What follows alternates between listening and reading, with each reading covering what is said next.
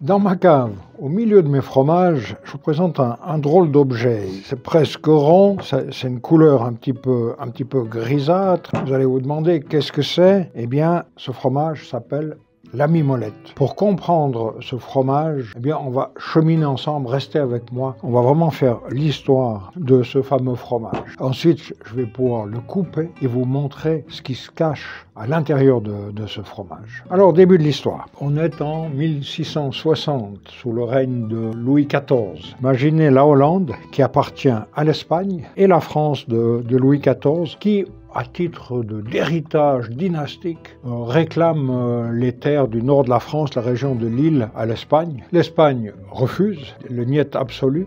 Il rentre en guerre. Louis XIV envahit ces territoires du nord, la région de Lille. Et suite à ça, sachant que toute cette région du nord était très friand des fromages hollandais, le vieil hollandais, les dames, et c'était leur produit préféré, frontières fermées, en guerre, plus de fromage. Alors qu'est-ce qu'on fait? On demande aux paysans du nord de la France de fabriquer un fromage à l'identique de les dames, et la fabrication démarre. Puis tout d'un coup, ils se rendent compte que fabriquer quelque chose comme les dames, c'est une chose, mais il faut qu'il soit différent. Même si le goût sera le même, il faut qu'il ait un aspect différent. Donc ils fabriquent ce fromage et ils font appel à un colorant naturel qui vient d'Amérique du Sud, c'est le roku, le fruit du roucouillé, et on utilise uniquement l'écorce de ces fruits qui donne une couleur au fromage. À la découpe, vous allez découvrir la véritable couleur de ce fromage. Donc un fromage historique dont la couleur est le résultat d'un conflit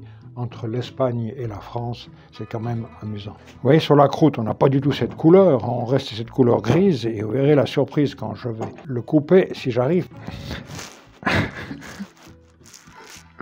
J'arrive pas. Faut que tu rentres en scène pour m'aider. C'est le moment difficile de la journée.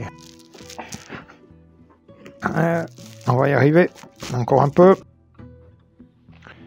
Et voilà. Alors voilà les effets du roku, de ce colorant naturel qui a vraiment coloré d'une jolie couleur orange. Et autre particularité de la mimolette, un fromage qui est cassant. Très agréable.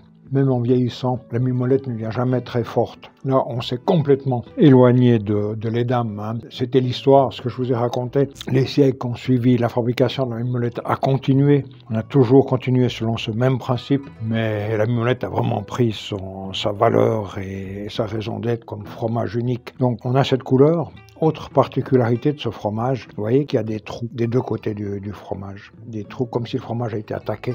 Alors quand j'ai appris ça, je suis tombé des nues. Ils me disent, on a ensemencer des cirons. Je comprenais plus parce que dans mes caves, quand les fromages vieillissent, il y a des cirons. Ciron, c'est un insecte microscopique qui attaque mes fromages. Et j'en veux surtout pas dans ma cave parce que si finalement je laissais un de mes fromages, mes vieux fromages, 2 ans dans un endroit dans la cave, mais les cirons seraient capables de le manger complètement et quand je voudrais reprendre mon fromage, il s'émettrait complètement dû aux cirons. Et là, qu'est-ce qu'ils font? Ils cultivent les cirons. Alors ma première question a été, mais pourquoi vous faites ça? Ils me disent, c'est pour aérer le fromage. Alors il est clair que les cirons attaquant, eh bien le fromage est un petit peu d'air à l'intérieur qui permet un meilleur développement du fromage et un goût peut-être plus intéressant. Mais voilà une pratique qui est type. Je n'ai jamais vu nulle part ailleurs où volontairement on met ces cirons. On retrouve cette même couleur sur un petit fromage du Nord aussi, la bourle roncoise qui est beaucoup plus petite, mais aussi avec le roku à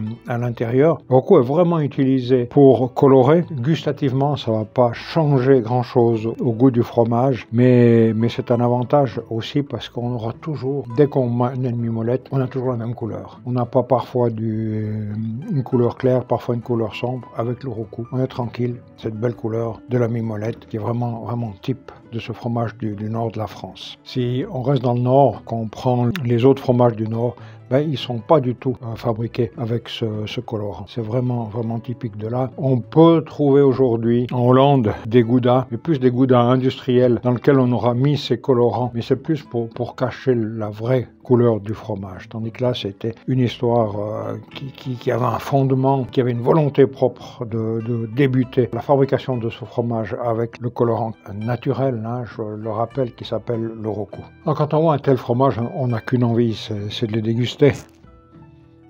Pour moi, c'est un fromage. C'est bon ça.